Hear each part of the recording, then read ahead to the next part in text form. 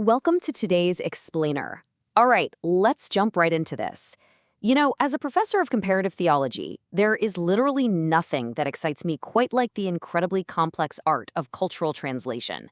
I mean, think about it. How does a core message travel across oceans, completely different languages, and centuries of time, and somehow still make perfect sense to a totally different civilization? Well, today we're going to explore this through a truly fascinating case study out of South Sudan. We are going to look at how a historical African prophet became the exact lens through which an entire community came to understand the nature of Christ.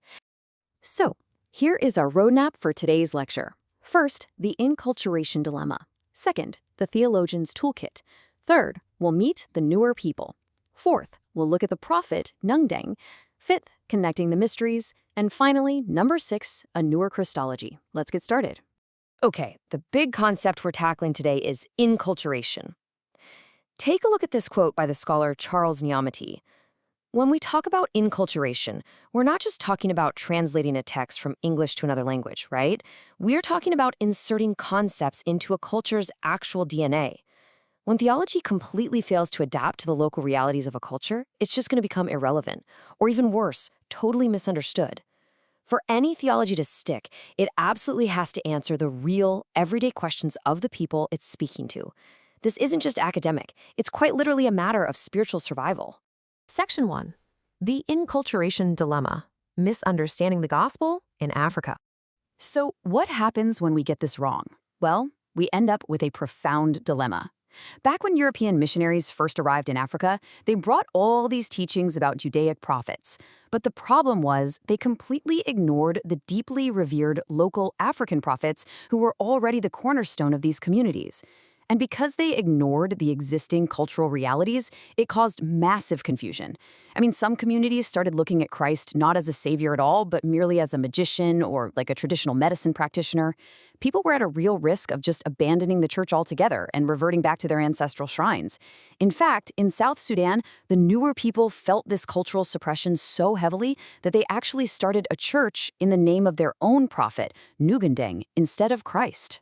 And the wildest part about this is how much that early missionary approach contradicts the source text of the Christian faith itself.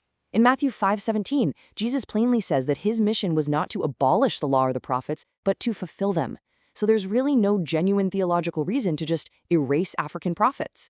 If the goal here is fulfillment rather than erasure, we clearly need a better method. We need some serious academic tools to bridge this gap. Moving into Section 2, the theologian's toolkit. Methodologies for authentic conversion. All right, let's open up our toolkit. How do we, as scholars, solve this dilemma and achieve authentic conversion instead of just forcing assimilation? We're going to use 2 major methodological tools today. The first one is Nexus Mysteriorum. Basically, you can think of this as studying the interconnectedness of mysteries. So when we look at 2 seemingly completely different traditions, like early Christianity and African indigenous religions, we aren't just hunting for differences, we're looking for the continuum. We're searching for those profound underlying links where a local African concept actually aligns beautifully with a Christian mystery. It's really all about finding a shared spiritual vocabulary. And that brings us to our second tool, Analogia Entis, which translates to the analogy of being. This principle essentially tells us that we can grasp big heavenly mysteries by paying very close attention to the earthly temporal world right in front of us. There is a deep correspondence between God and creation. And if you think about it, this is exactly what Jesus did when he taught with parables. He used everyday earthly variables, like seeds and soil, to explain the heavenly kingdom. So keep Nexus Mysteriorum and Analogia Entis in mind, because we're going to use them to break down our case study today. Section 3. Meet the Nuer people. Contextualizing the Nile Valley. Now, to do comparative theology the right way, we have to really understand the earthly context. Meet the Nuer, who refer to themselves as the Noth. They are part of the Nilotic clusters, and they primarily live in the stunning Nile Valley in South Sudan. So we're talking about areas like Jonglei, Upper Nile, and Unity State, as well as the Gambela region over in Ethiopia. They speak a language called Tok Noth, which translates beautifully to the language of people. Economically, they are sedentary agro-pastoralists. That means their whole worldview, their daily survival, is rooted in this very delicate balance between farming and cattle keeping along the swamps and savannas. This is the grounded earthly reality we need to remember.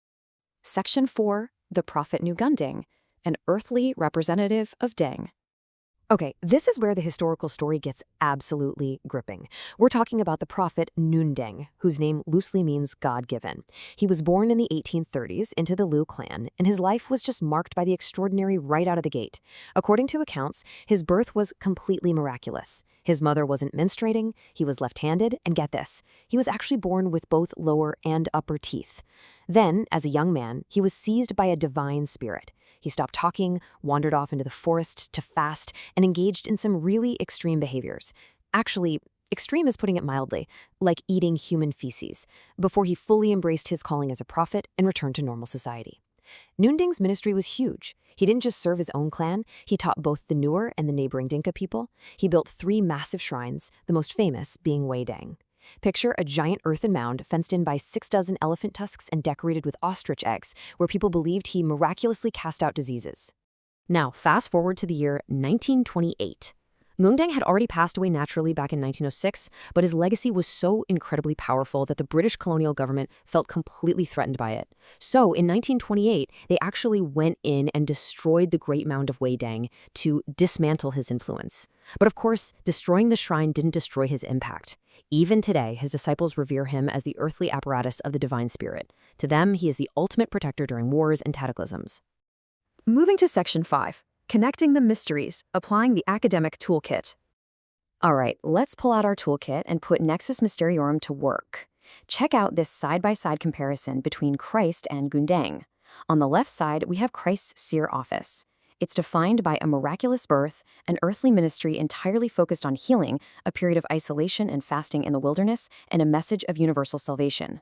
Now look at the right side. Ngundeng's prophetic office, a miraculous birth, being seized by his spirit to wander and fast in the forest, casting out diseases at his great shrines, and uniting warring factions like the Nuer and Dinka. The Nexus Mysteriorum here is just undeniable. The Nuer people instinctively recognize these parallels. When they were finally introduced to the gospel in a way that made sense, they didn't see a foreign, alien deity. They saw a reflection of the greatest spiritual leader in their own history. And our final section, Section 6, a Nuer Christology, authentic salvation in context. So how do we bring this all together? The whole analysis really culminates in this one profound statement from the source research. Jesus is Nuer's Ngundeng par excellence. When we apply the methodology of analogia entis, we see that by looking at their own earthly context, their history, and their deep reverence for Ngundeng's healing, the Nuer are actually perfectly positioned to understand the vast heavenly mystery of Christ. It's not about trying to erase Ngundeng. It's about recognizing him as the cultural predecessor who prepared the soil for a new understanding. This right here is what authentic conversion actually looks like. It answers the real questions of the people using their own cultural vocabulary, rather than just forcing an outside perspective on them. Which brings us to the end of today's explainer.